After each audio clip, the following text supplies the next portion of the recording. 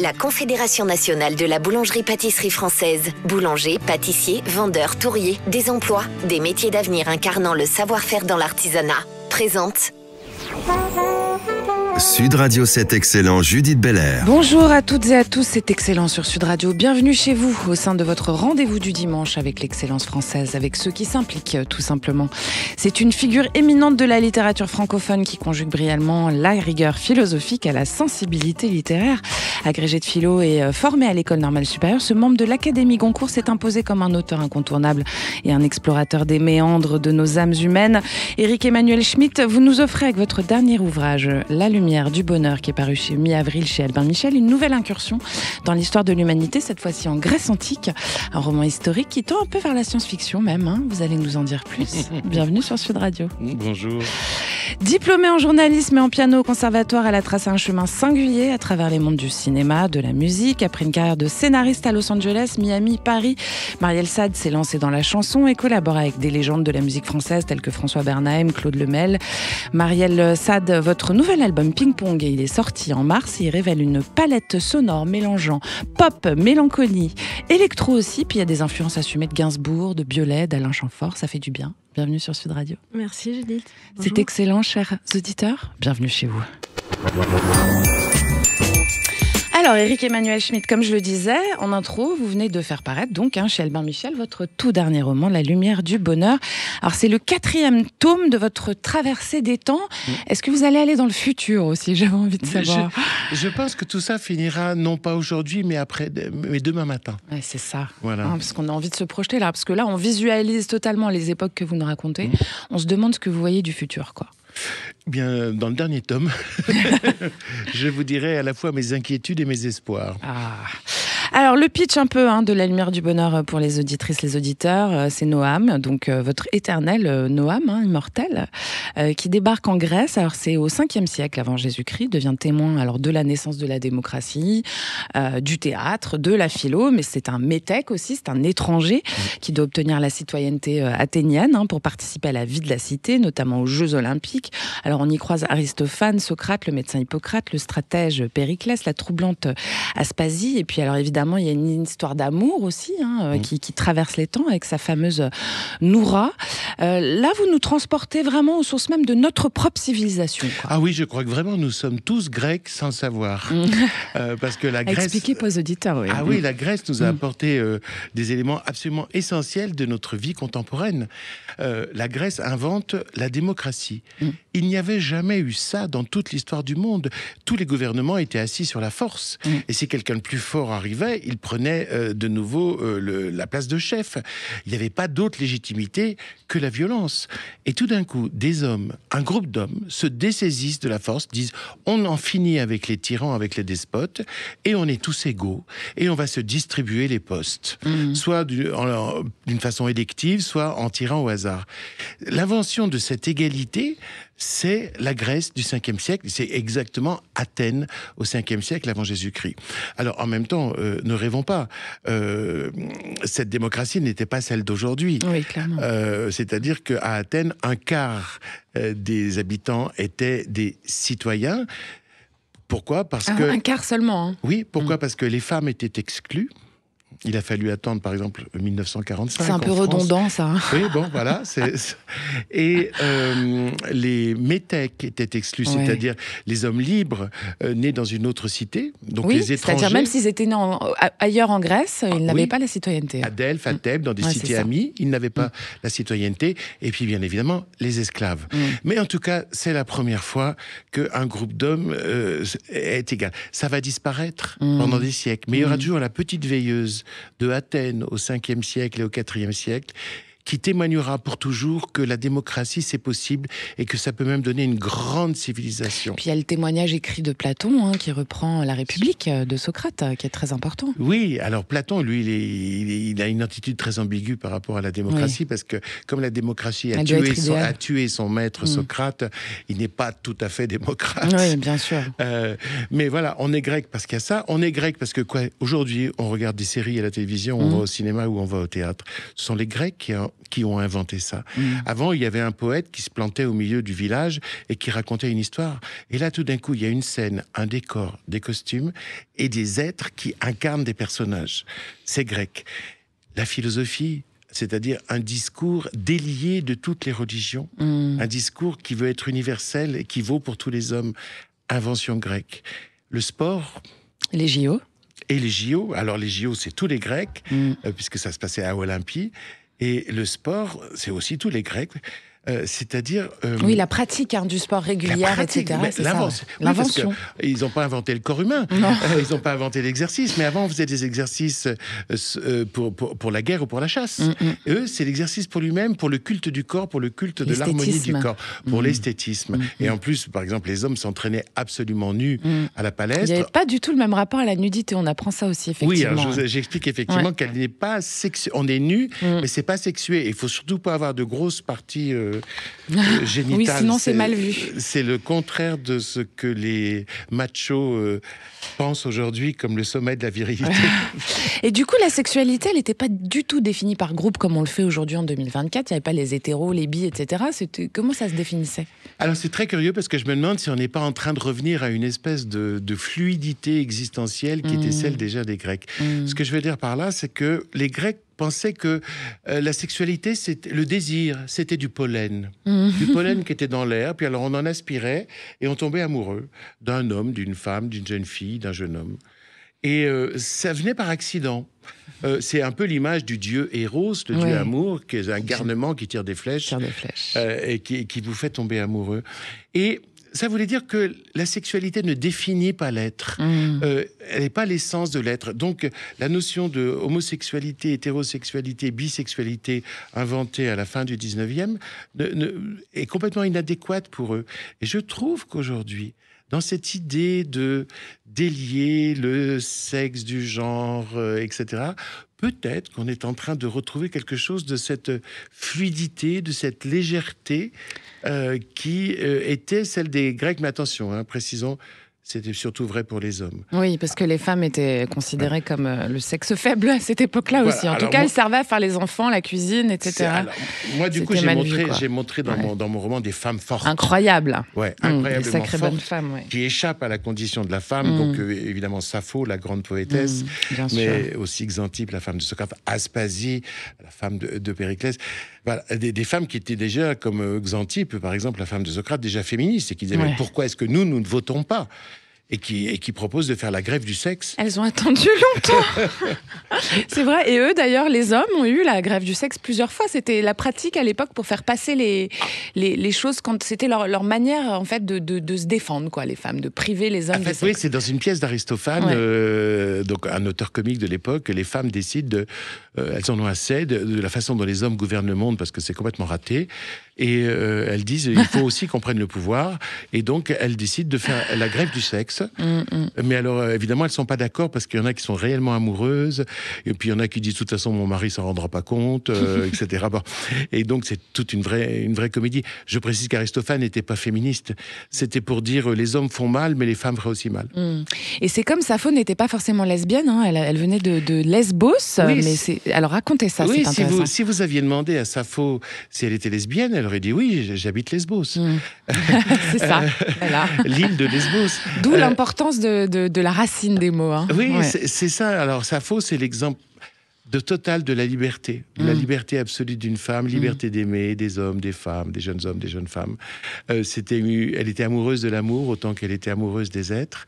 Et c'est surtout pour moi le premier auteur de toute l'histoire de la littérature qui dit « je ». En fait, le premier écrivain est une écrivaine. Ah, je sais, c'est bon à savoir. Oui, parce qu'avant, il y a juste quoi ? Il y a Homère. Et d'abord, et puis surtout, il y a la tradition orale à l'époque. Oui. Il y a peu de gens qui écrivent finalement. Et puis Homère, il n'a pas existé. C'était plusieurs histoires rassemblées. C'est plusieurs histoires rassemblées. C'est un patchwork. Il y a Hésiode qui parle au nom des dieux, mais qui dit pas je. Et la première qui dit je, c'est elle. Et elle parle de quoi ? Elle parle de ses émois amoureux, de son désir d'aimer, de son chagrin quand elle n'est plus aimée. Elle supplie Vénus de tomber de nouveau amoureuse. Elle dit je, elle raconte toute son intériorité et elle atteint l'universel parce qu'elle a été extrêmement personnelle. Marielle Sade, quand vous écoutez, alors je rappelle que vous êtes chanteuse, auteure, compositeur, interprète, et puis surtout une femme engagée, parce que votre album il est assez engagé pour la cause féminine. Quand vous écoutez Éric Emmanuel Schmitt nous raconter ces femmes incroyables qui finalement sont à l'aube de l'humanité, qu'est-ce que ça vous inspire ? Ça m'inspire beaucoup de spiritualité. Quelque chose d'intemporel et quelque chose qui reviendra toujours. Je pense qu'une femme, par tous les temps, fait rêver. Et je pense que dans l'art de Éric Emmanuel, enfin dans l'écriture d'Éric Emmanuel, il y a une forme d'intemporalité qui est vraiment très présente et énormément de spiritualité. Et ça me fait vraiment, enfin ça vous élève, quoi. Ça nous élève énormément. Et ça, c'est très important dans l'écriture, dans l'art en général. C'est très, très important et ça porte. Ça Bien soulève. sûr. Et je pense qu'un artiste doit faire rêver, qu'il soit homme ou femme, peu importe. Éric Emmanuel Schmitt, j'ai appris en faisant mes petites recherches que vous êtes quand même fils d'une ancienne championne de sprint. Pas n'importe qui, votre maman aussi, une guerrière. Oui, ma mère était championne de France de course. Et son record a mis 20 ans à être battu, pour vous dire le niveau de la championne quand même.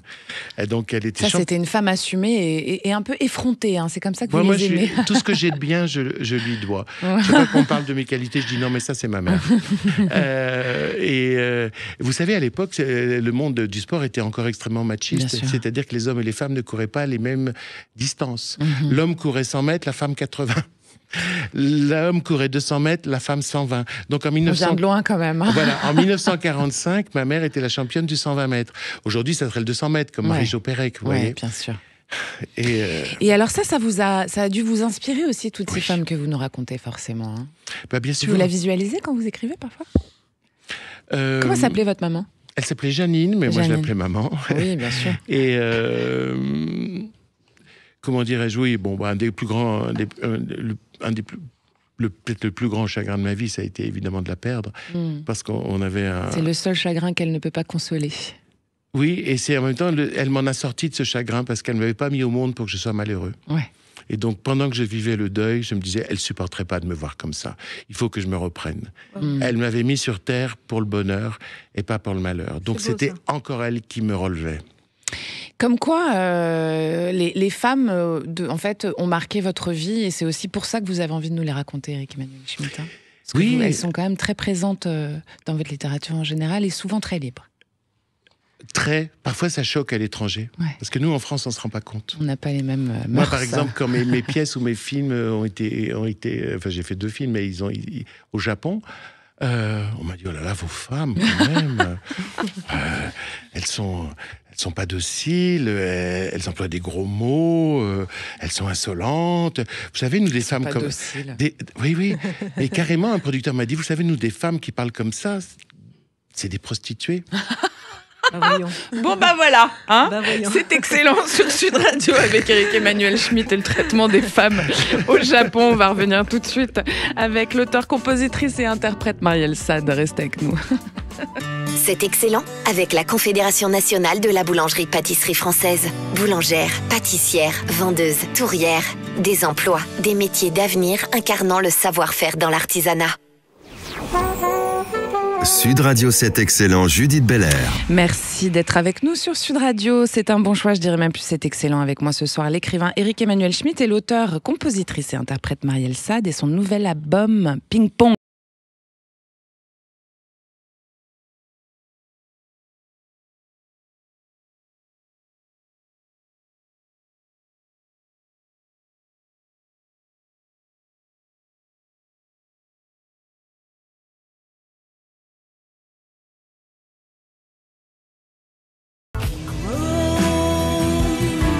Tu me dis que j'ai tort, single hero, que j'ai le caractère trop collant.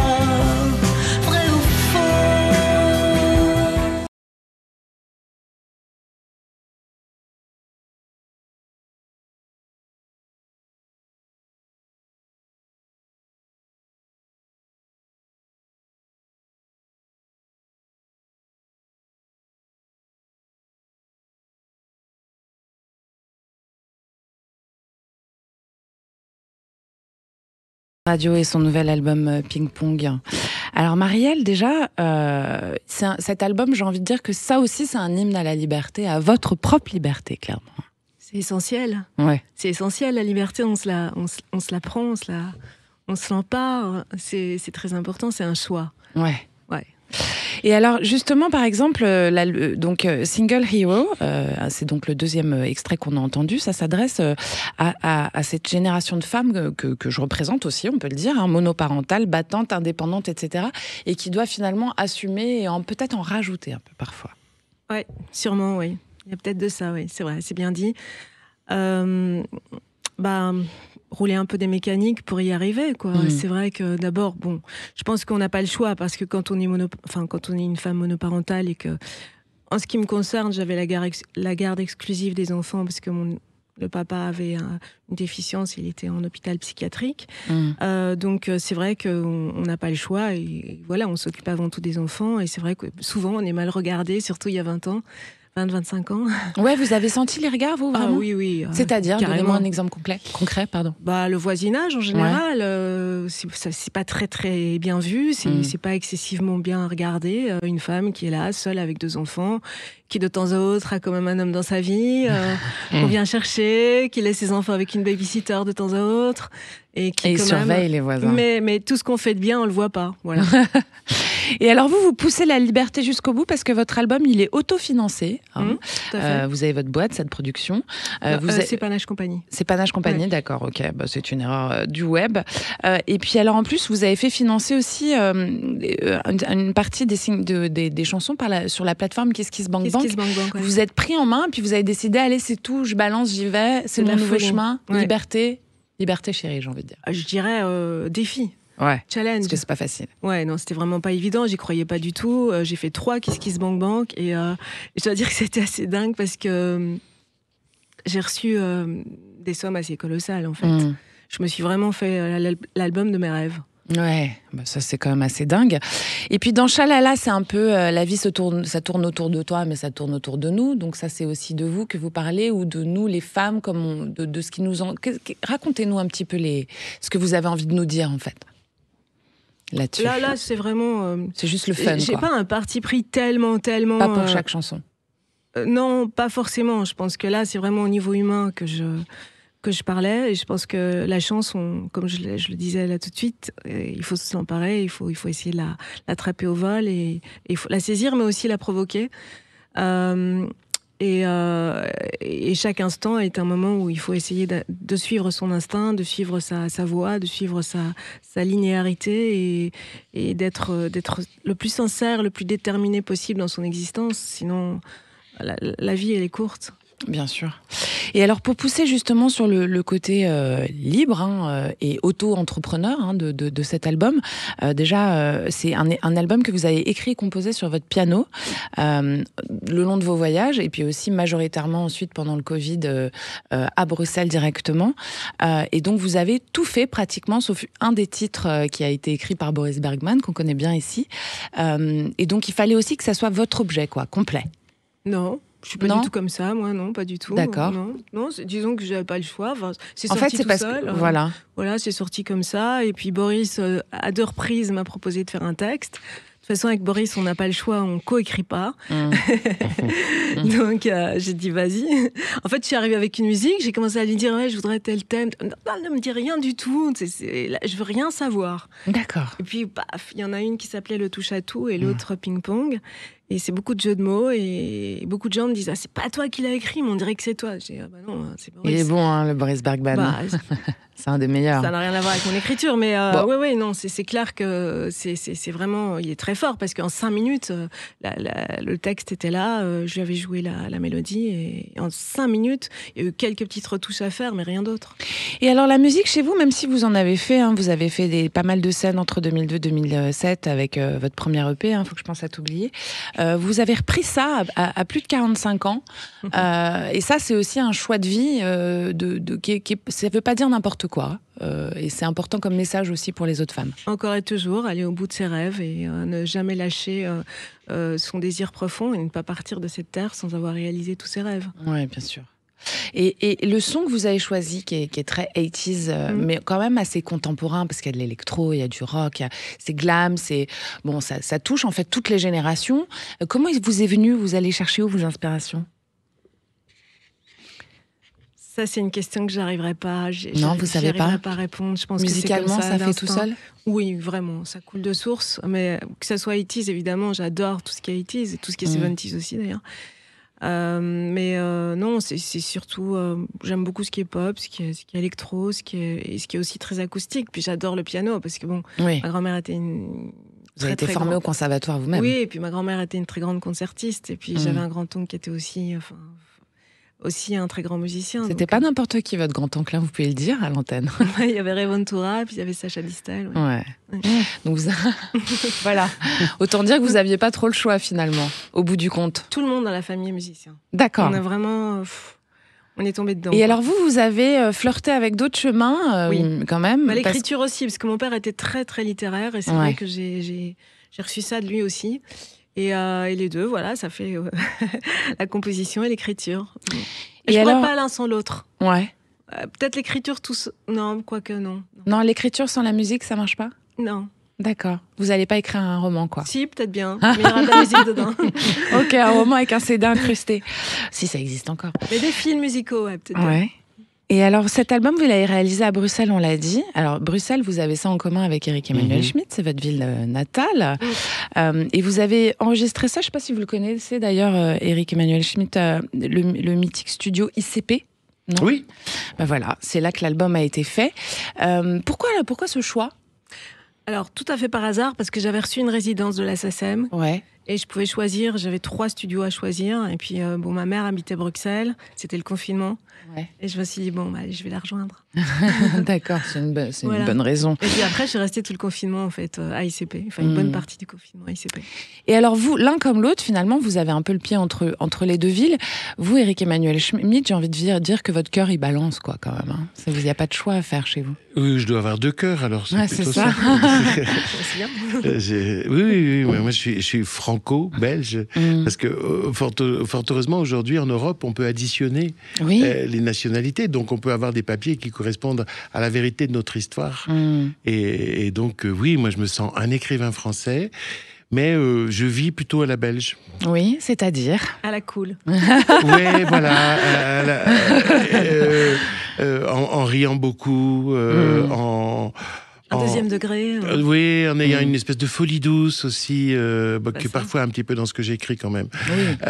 Et puis ce que j'aime, c'est... personne ne peut dire qu'il est modeste, mais en tout cas, les Belges cultivent la modestie. Ce qui n'est pas le cas des Français, a priori. Ils ne la cultivent pas. D'accord. En fait, le Belge, ça serait dit, le Belge, il a aucun... comment dire...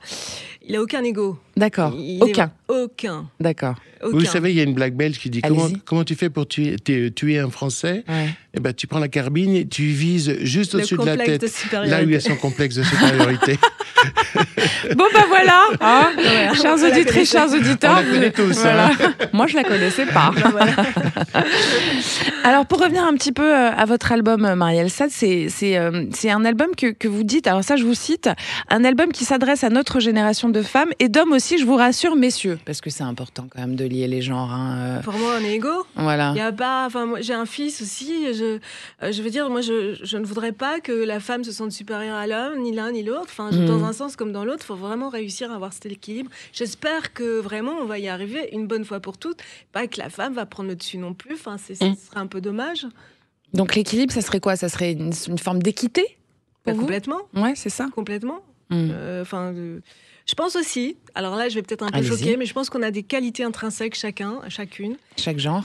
Chaque genre. Ouais. Je sais que là je vais peut-être choquer, mais j'en suis complètement convaincue.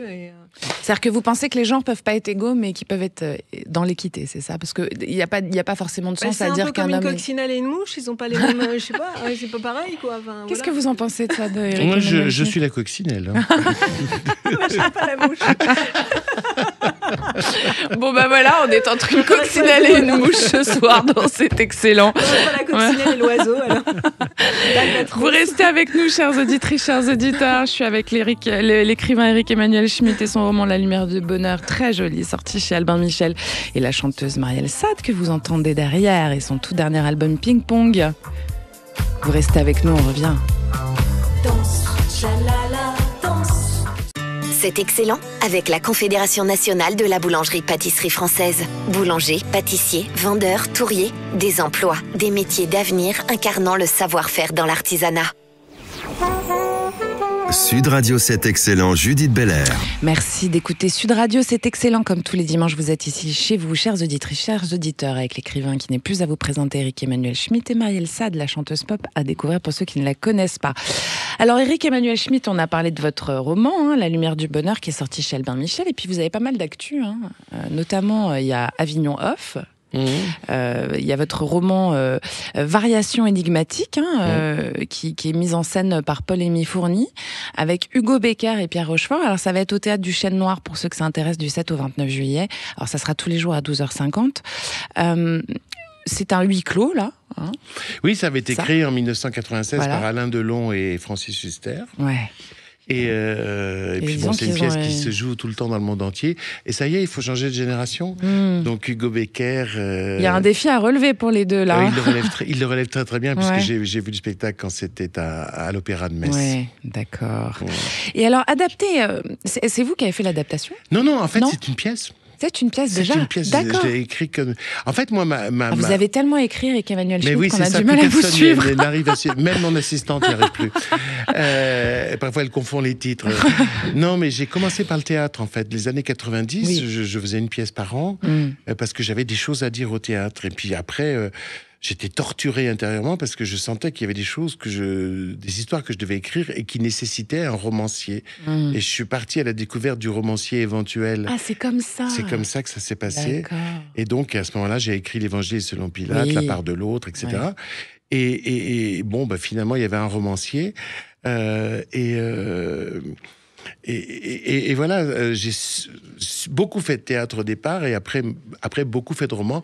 Maintenant, je fais les deux puisque cette rentrée, il y avait Bungalow 21. Oui, bien sûr. Avec Emmanuel Seigné et Mathilde Seigné qui va partir en tournée.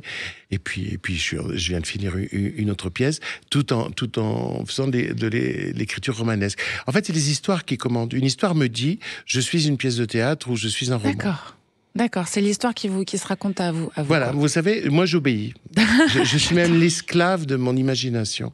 Ouais. Je peux comprendre. Ouais, voilà. Ça, c'est très bien dit. Ouais, les gens croient qu'on est des créateurs, qu'on est autosuffisants. Ça nous tombe dessus, on essaye d'être à la hauteur. Vous êtes un peu des médiums, en fait. Oui, mais on bosse pour être à la hauteur de ce qui nous tombe dessus. Moi, j'avais entendu quelque chose que vous disiez un jour, je m'excuse. Marielle Sade, allez-y. Un jour, vous aviez dit que peut-être l'artiste, il est touché par une visibilité de l'au-delà.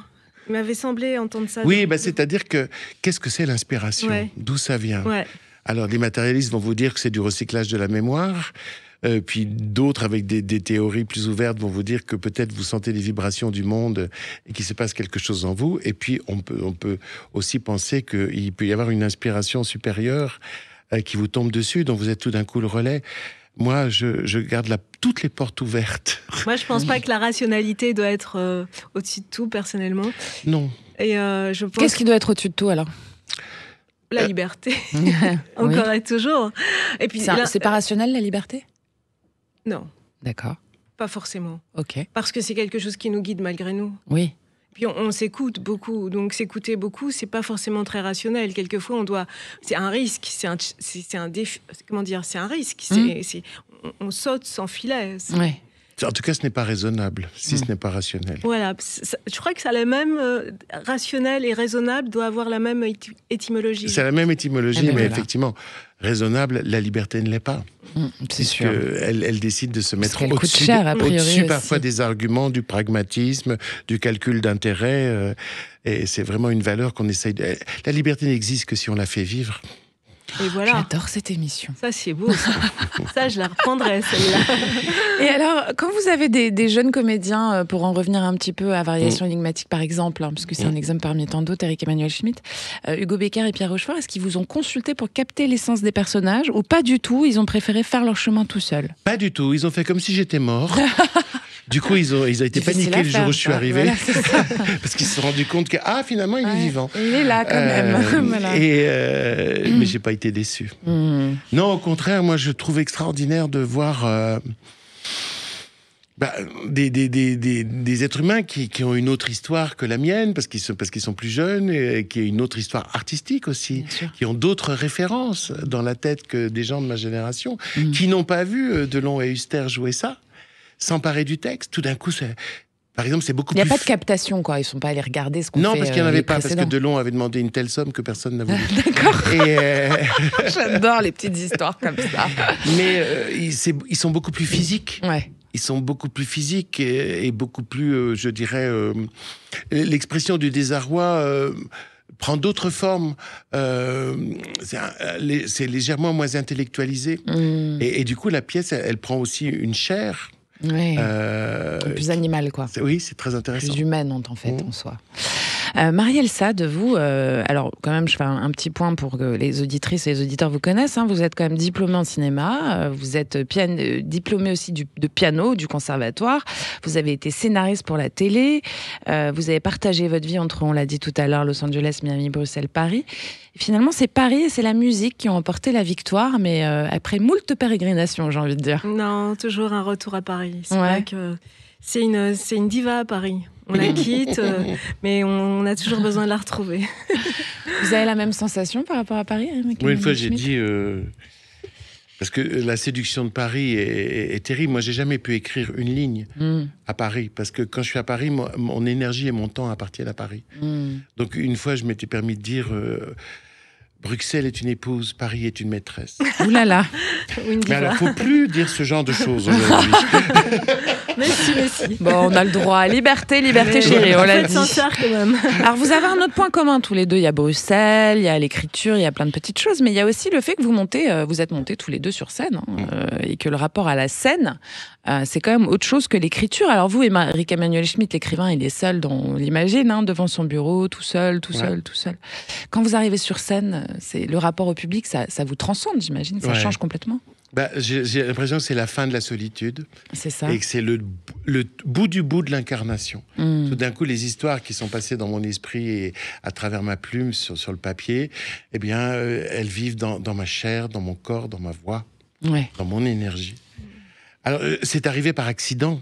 Je me souviens parce qu'il y a 30 ans, Jean-Claude Brialy m'avait dit, parce qu'un acteur était malade et devait jouer à Ramatuelle une de mes pièces, et il m'avait dit, viens le remplacer. Je lui avais dit, mais plutôt crever, je ne monterai jamais sur scène. Et puis, il y a 14 ans, un acteur jouait magnifiquement bien d'ailleurs, Monsieur Ibrahim et les Fleurs du Coran. Oh là là, Ouais. j'adore. Merci. Seul sur scène, et il avait des dates qu'il ne pouvait pas honorer. Et la production m'a dit, et si tu le remplaçais? Je me suis entendu répondre oui. Oh, voilà. Et voilà. Et je suis monté sur... J'ai vomi. J'ai eu 5 Jacques jours. Brel. Ouais, c'est ça. J'ai eu 5 jours de répétition. 5 jours. Ouais, c'est pas beaucoup. Alors qu'il y avait eu 1 mois et demi de répétition pour l'acteur. Bon, moi j'ai une mémoire d'enfer. J'ai un laser à la place. Bernard Pivot, à la table du Goncourt, m'appelait toujours l'hypermnésique. Le regretté Bernard. Le regretté Bernard. Et mais le public a été tellement extraordinaire que j'ai recommencé. Et après, je me suis mis à travailler pour mériter l'accueil que j'avais eu dès le départ. Mais je pense parce vous y avez pris goût, quoi. Parce que c'était des fans dans la salle. Peut-être pas, non. Non, on fait pas de cadeau à quelqu'un qui est sur scène. Ouais, c'est vrai, vous avez raison. Alors justement, tiens Marielle, parlez-nous de votre rapport au public justement et du fait que forcément une chanson, quand elle prend une autre ampleur quand elle est sur scène, quoi. C'est un lâcher prise. Ouais. Puis c'est surtout une générosité. Enfin, c'est un partage. Pour moi, la musique et l'écriture, c'est partager ce qu'on a au fond de son cœur et au plus intime, et qui doit devenir universel. Et quand on le lâche, ça devient universel. Donc cette intimité, c'est quelque chose d'incroyable quand on le lâche. Oui, Eric Emmanuel. vous avez complètement raison. On n'écrit pas comme on vomit, on écrit pour les autres. Et on ne joue pas comme on s'exhibe.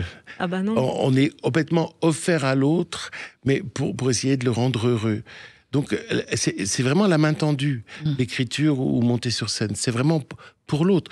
Et on se rend malade pour être à la hauteur du plaisir qu'on veut procurer à l'autre. Et il n'y a que ça qui compte. Et il faut vraiment se dire qu'il faut lâcher. Il faut lâcher la bête. qu'on a en soi. Et alors, quand ça se passe bien, c'est super. Quand ça se passe mal, comment ça se passe? Ça peut arriver, hein. Ouais. Ça peut arriver, bien sûr. Il y a des fois où on se trouve bien, moins bien. Ouais. Il y a C'est des peut-être débuts. parce que vous êtes en train. Est-ce que le fait d'avoir son propre regard sur soi, c'est un truc à éviter complètement, par exemple? Ça c'est clair. Ouais. Là, il faut surtout pas. Enfin, je pense plus on prend de l'âge, plus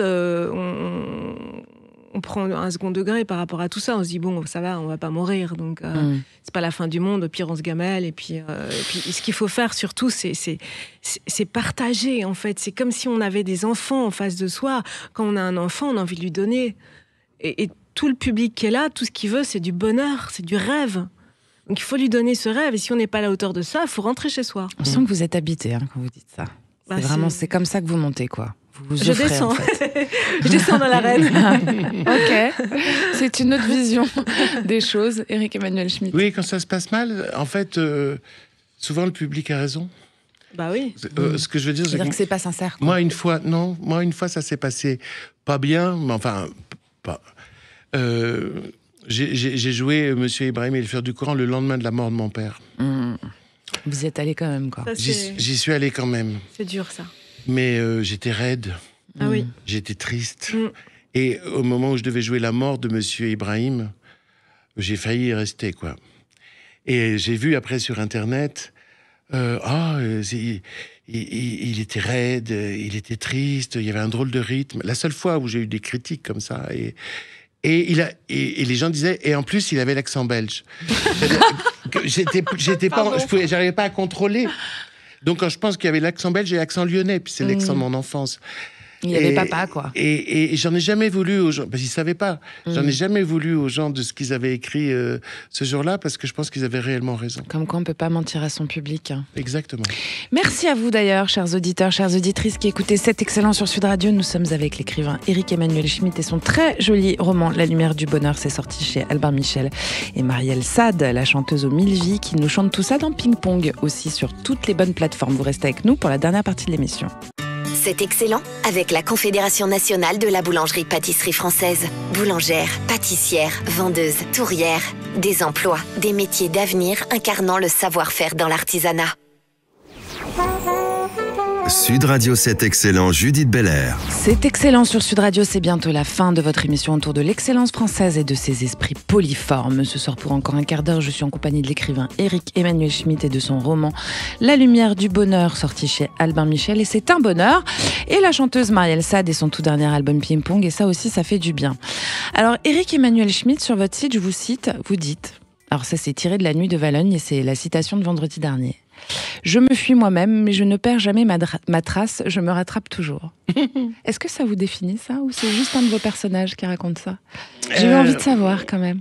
En fait, ce qui est juste, c'est que c'est pas que je me fuis moi-même, c'est que je n'éprouve aucun intérêt à me connaître. Ah. Vous savez, Socrate il disait « connais-toi toi-même ». Ouais. Moi, je dis exactement l'inverse. « Méconnais-toi toi-même ». Pourquoi? Comme ça, on est libre.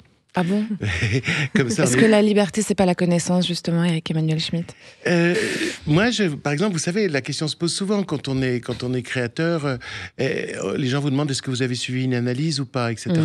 Et moi, je réponds, sauf si j'allais très mal, ce qui est toujours possible, je ne le ferai pas parce que je ne veux pas. Mais on me dit, mais comme ça, vous vous connaîtriez mieux et peut-être que ça servirait votre art. Et moi, je réponds toujours que si on touche à l'équilibre ou au déséquilibre actuel qui me rend fécond, qui me rend créateur, eh bien, ça serait grave. Et donc, c'est pour ça, j'ai jamais... C'est Victor Hugo, parlant de je ne sais plus quelle personne, ce personnage dit « je suis une force qui va ». Moi, ce que j'aime être, c'est une force qui va. D'accord. Donc, en fait, pour vous, s'analyser, c'est ressasser aussi. Non, il faut s'analyser pour voir ce qu'on a de dysfonctionnel par rapport à soi et surtout ce qu'on a de dysfonctionnel par rapport aux autres. Donc, de temps en temps, je fais quand même des grands check-up psychologiques pour éviter d'être un monstre. Parce que quand on a beaucoup de force, on en a trop. Et moi, je suis plutôt de ce côté-là. Ouais. Mais heureusement, j'ai aussi une grande douceur et une vraie réflexion. Ah bah, quand on vous lit, clairement, oui. Oui, voilà. Mais j'essaye d'équilibrer. Enfin, de toute façon, le problème de l'être humain, c'est d'équilibrer. Le juste milieu. Oui, le juste milieu, comme disaient les Grecs, comme disait Aristote. Mais donc, non, moi, je crois que j'ai envie d'être hors de moi plutôt que d'être Qu'à l'intérieur. en moi. Et en même temps, quand je vais au plus profond de moi, qu'est-ce que je trouve? Les autres. Les écrits les plus intimes que j'ai faits, le livre que j'avais consacré à ma mère, qui s'appelle Le journal d'un amour perdu, ou les écrits que j'ai pu faire sur ma vie intérieure, mon chemin spirituel, La nuit de feu ou Le défi de Jérusalem. En fait, je dis mais je me rends compte que je rencontre l'autre. Plus on descend dans l'intime, plus on est dans l'universel. C'est l'infini. Oui. Donc, c'est l'ouverture à l'infini. C'est un peu ce que vous disiez tout à l'heure d'ailleurs. Hein. C'est-à-dire que finalement, plus vous créez, vous aussi, Marielle Sade, plus finalement vous êtes offerte aux autres qui vous habitent aussi finalement. C'est ça, rejoindre l'infini. Ouais. C'est ça, je pense qu'on doit être au service, enfin un créateur, il est au service de l'infini. D'accord. Qu'est-ce que c'est l'infini? C'est une non-finitude. D'accord. Enfin, Si je vous dis le vide est plein, par exemple, ça vous parle? Oui, et le plein est vide. Et vous savez ce que c'est, vide, hein? C'est l'anagramme de Dieu. Ça vous parle aussi, ça? Moi, je crois énormément en Dieu, personnellement. D'accord. Et vous aussi, Eric Emmanuel Schmitt?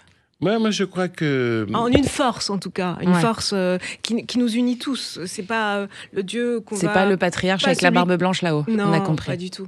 Moi, je crois que le vide est plein et que le silence n'est pas athée. Ah oui. Voilà. C'est très joli tout cela. Alors, justement, quand on navigue comme ça, comme vous, Marielle Sade, entre différents milieux, le cinéma, la musique, vous avez été scénariste et vous l'êtes toujours pour la télévision, etc. Ça veut dire qu'elle a été malheureuse. Ah! Je ne connais pas de scénariste de télévision heureux. C'est vrai? Dites-moi. Marielle, vous avez été malheureuse en tant que scénariste? Non. Non. Voilà. Voilà, c'est peut-être l'exception qui confirme la règle. Tant mieux pour vous. Et alors, ce que je voulais savoir, c'est comment est-ce que vous avez réussi parce que vous avez dit que vous n'avez jamais lâché la musique. Comment vous avez réussi à équilibrer toutes ces passions? Ça m'a jamais lâché. Le piano, tous les soirs, tous les matins, à n'importe quel moment, avec moi, dans n'importe quel voyage. Ok. Donc il est toujours avec moi, celui-là. J'ai un tout petit piano comme ça, mais il voyage avec moi. D'accord. Donc en fait, il vous accompagne même quand vous faites complètement autre chose, quoi. Ah oui. Ouais. Ah oui. En fait, même rien dans n'est séparable chez vous. Non. Non, c'est vrai. J'y ai jamais pensé comme ça, mais bien vu, Julie. Et du coup, il y a des choses qui ont pris plus de place que d'autres à certains moments, mais c'est juste une histoire de mouvement, c'est ça, Marielle Sade? Peut-être, oui. D'accord. Aussi, il fallait quand même que je nourrisse mes enfants à un moment donné. Donc c'est sûr que l'écriture scénaristique, pas de long métrage, mais pour certaines télévisions, oui, c'est plus... ça paye bien, quoi. Ça paye. Ouais. Ça permet en tout cas de payer le loyer. Et de faire de la musique derrière après, bien quand sûr. on a envie. Bien. Exactement. Ça, c'est pas un sujet que vous avez eu, vous? C'est un sujet à un moment donné, parce que vos pièces de théâtre, en fait, Eric Emmanuel Schmitt, vous avez commencé par ça, vous l'avez dit tout à l'heure, elles ont fonctionné assez rapidement. Oui. Moi, j'enseignais la philosophie à l'université. J'ai enseigné 4 ans, 5 ans, puis j'ai été rattrapé par le succès. C'est ça. Tout de suite. Vous avez vite arrêté, quoi. J'ai vraiment plus le temps, en fait. C'est exceptionnel pour un auteur que la vie lui offre de pouvoir se consacrer totalement à l'écriture. Et moi, comme la reconnaissance a été immédiate, j'ai pas piétiné dans l'antichambre. Moi, j'ai beaucoup de compassion pour les gens qui piétinent dans l'antichambre. Je comprends très bien beaucoup d'aigreurs qui habitent tant d'écrivains. C'est normal. Et d'ailleurs, j'essaye de jouer mon rôle parce que vous faites des masterclass aussi. Oui, mais surtout, je suis au Goncourt. Et qu'est-ce que c'est être au Goncourt? C'est passer son temps bénévolement à lire des livres. À lire des livres pour repérer des talents, mettre la lumière sur des talents et peut-être échanger la vie de plusieurs auteurs, parce qu'il y a le prix Goncourt de novembre, mais il y a aussi ceux du printemps, premier roman, la nouvelle, etc. Et voilà, moi, je donne beaucoup de temps à ça, parce que moi, j'ai été tellement gâté qu'il faut bien que je rende un peu. Alors, je le rappelle pour les auditeurs aussi, vous êtes quand même agrégé de philo, et puis vous avez fait l'école normale sup, et donc membre de l'Académie Goncourt. Finalement, c'est un destin tout tracé, j'ai envie de dire, assez logique. Il y a une certaine logique dans votre chemin. Oui, c'est-à-dire que quand j'étais jeune, je voyais que Simone de Beauvoir, Jean-Paul Sartre étaient sortis de l'école normale supérieure. Donc je me suis dit, ça doit être une école d'écrivains. Ou en tout cas, Charles Péguy, Jules Romain, etc. Ou en tout cas, c'est pas une école qui fait du mal aux écrivains. Et donc, en fait, c'est une école qui prépare les professeurs du supérieur de l'université. Mais la chose extraordinaire, je ne crois plus qu'elle existe aujourd'hui. La chose extraordinaire, moi, c'était en 1980, c'est qu'on rentrait à Normal Sup, Donc moi, mon prof, c'était Jacques Derrida, Althusser. C'est ça, j'allais le dire, Jacques Derrida. Exactement. Wow. Ouais. Grand Et- Jacques Derrida. Et on nous disait, faites ce que vous voulez, mais réussissez. Vous vous rendez compte? Faites ce que vous voulez. Réussissez. Mais réussissez. Donc, moi, j'étais rentré en lettres classiques, je suis tout de suite passé à la philo, j'ai passé la grecque, le doctorat, etc. Mais j'avais ce vadémécum, réussissez. Et je savais que ça serait l'écriture. Et ça m'avait donné aussi la force, le loisir.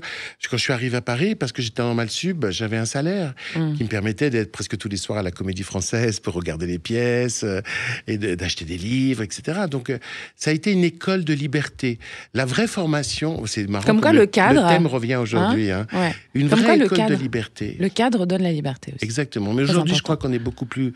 On contraint beaucoup plus les jeunes. Les jeunes étudiants dans le Ouais. supérieur. Ouais, ouais. Marielle Sade, à quoi peut-on s'attendre de Marielle Sade dans les années qui viennent et dans les jours qui viennent déjà pour commencer? Dans les jours qui viennent, alors il y aura des concerts cet été. Voilà.